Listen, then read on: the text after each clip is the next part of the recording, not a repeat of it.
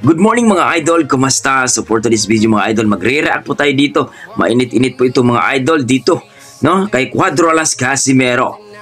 Dito kay Courtesy by Mas May Alam, ang ginawang pagwasak sa boxing career ni Cuadro Alas Casimero. Tukoy na ang mastermind. Let's go mga idol, panoorin natin. Pero huwag niyo kalimutan mag-like and subscribe dito kay Mas May Alam mga idol. Let's go.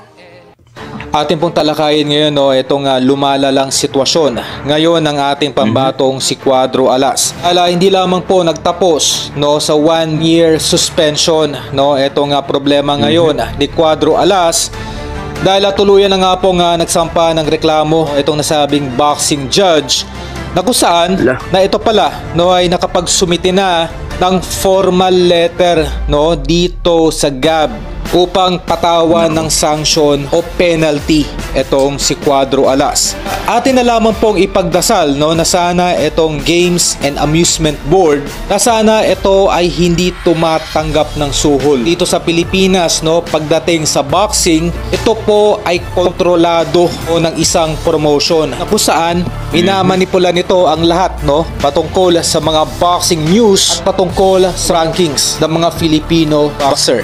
Okay? Kung maalala itong si Carl James Martin out of nowhere lumaban lamang po ng isang tune-up fight sa isang malnourished na magtataho sa Mexico. All of the sudden ito po ay naka-rank na sa number 2 ng WBO. Ganun po kalupit or katindi ang politics pagdating sa boxing. Okay? Ang malawakang demolition job dito kay Casimero. Kung maalala noong umalis itong si Alas sa MP promotion ay agaran po itong ginawan ng issue. Kung maalala noong umalis sa Manny Pacquiao promotion itong si Alas ay all of the sudden gumawa ng aksyon itong nasabing matchmaker upang hindi na makabalik pa sa Amerika itong si Casimero.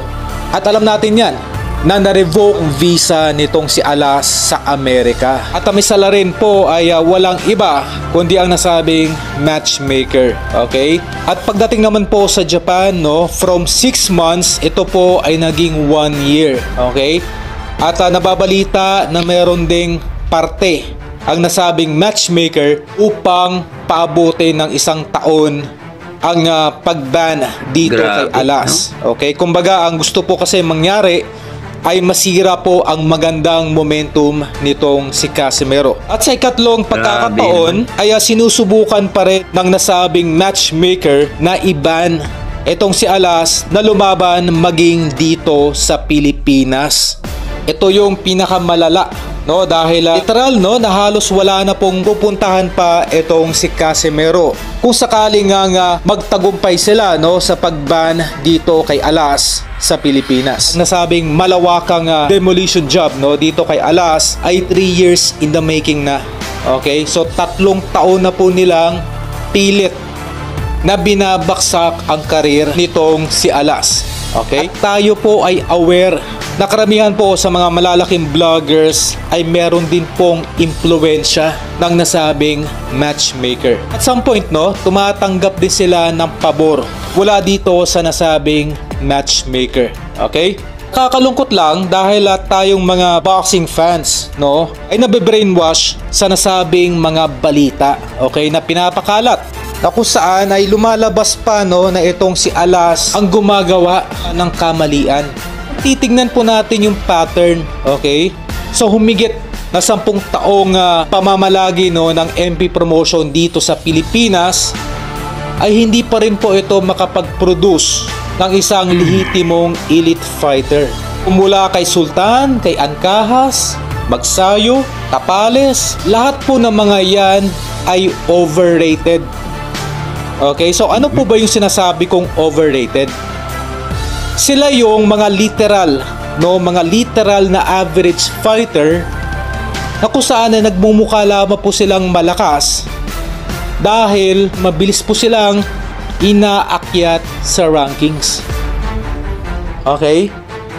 Halimbawa na lamang itong si Carl James Martin. Noong hindi pa po ito nakukuha ng MP promotion, ang laban po nito lahat dito sa Pilipinas at halos lahat po ng mga nakalaban nito ay may negative na kartada.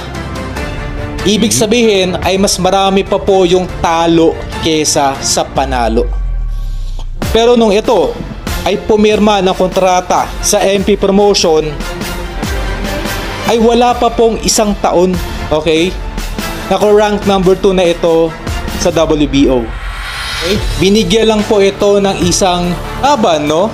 Kontra sa isang unknown fighter, and all of the sudden, ito po ay number 2 na sa rankings. Okay, so yan po yung sinasabi nating overrated. Okay, malayo po kay Cuadro Alas. Noong ito ay nagumpisa sa boxing, ay hindi po ito nagpapasailalim sa mga nasabing promoters. Ito po mismo ang gumagawa ng paraan para maging kampiyon. Sa madaling salita, wala pong palakasan, wala pong politics pagdating kay Cuadro Alas. Kumbaga ay literal na pinaghihirapan nito ang bawat panalo. So yun po yung malaking difference.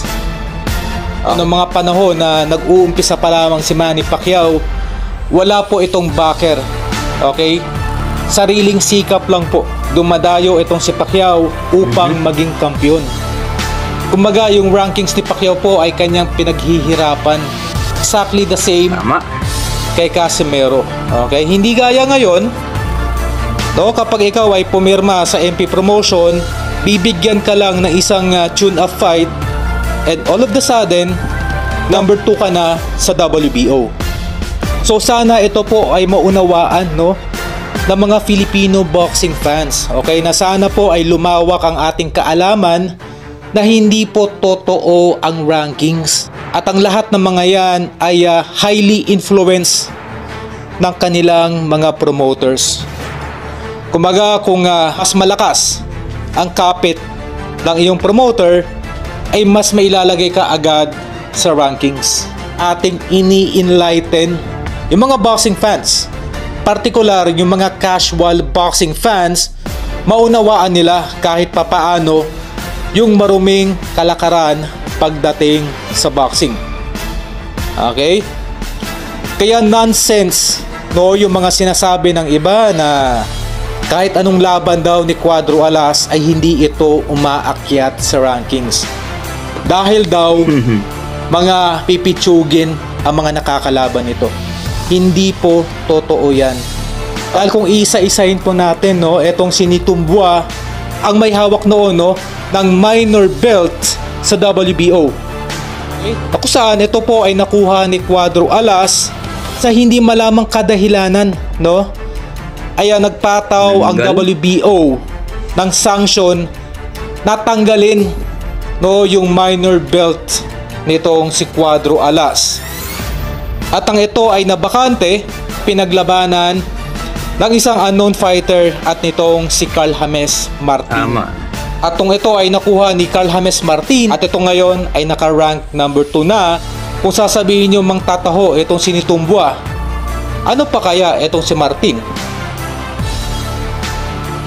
Grabe, no? Grabe talagang politik din sa boxing talaga, mga idol. No, ito po mga idol, no, at napakinggan po natin talaga ang napakagandang content ni Mas May Alam. Talagang detalyado at talagang totoo naman po, no. Regarding kay Cuadro Casimero na pinag-initan talaga si Alas talaga, no, nung hindi nakuha niyo yung timbang, 1 pounds lang naman mga idol, ay pinatawa ng 1 year suspension, no, at hindi mapalaban sa bansang Japan. At mayroong ang problema. Kung totoo man ito mga idol, dito po nga sa isang judge sa I think Cebu, no, na nagkaroon sila ng problema ni Cuadro Casimero. At hoping tayo na ito ay maariglo or magkakaroon po, no, ng maayos na po ni Cuadro Casimero kung mayroon man. At dito nga mga idol, alam naman natin na sa boxing talaga, politics talaga yan. Kung malupit ang iyong promoter, matchmaker, ay talagang mailapit ka dito kay Naoya Inoue. Pero alam naman natin mga idol na itong si Casimero ay malupit na boksingero ito. So hindi basta-basta talaga ilalapit, no, kay Naoya Inoue kung walang malupit na matchmaker or promoter.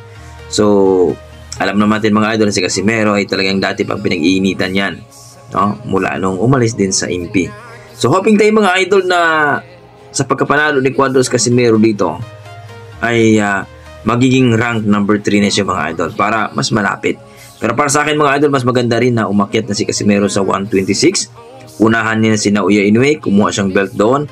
At kung iiwan ni Naoya Inoue ang 122, babalikan din niya ang 122 para maghari din siya dyan sa 122 at sa 126. So hoping tayo mga idol na makakuha ng magandang promoter si Cuadros Casimero like Baba Arom, De La Hoya at Mayweather or Mastrom. So maraming salamat mga idol, hanggang dito na ako at huwag niyo kalimutan mag-like and subscribe dito kay Mas May Alam. God bless mga idol.